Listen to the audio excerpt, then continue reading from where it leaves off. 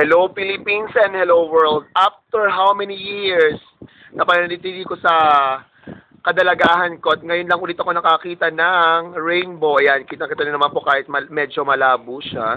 Sana intindihin nyo na lang na rainbow yan. Wapax kung di nyo ma-recognize. So ngayon, kainuman ko ngayon ang aking mga kaibigang mga nasawing palad. Ayan, at kumakain sila na ano sila ng bagyo. Ngayon, tanungin natin si Jabo. Jabo, gaano mo charot lang? Ayun.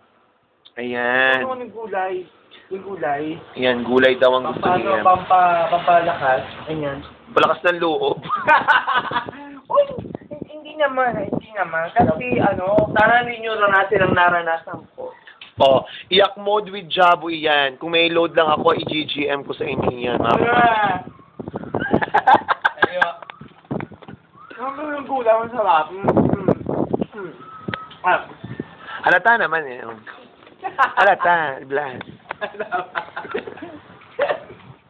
Ayan.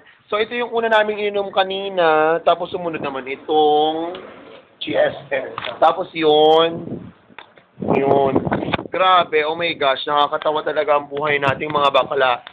Basta tandaan natin lahat, kakambal ang diskriminasyon at tumagpakakasiguro sa mga umbaw dahil lahat yan ay mag-aasawa. Best friend natin to. Go! Correct.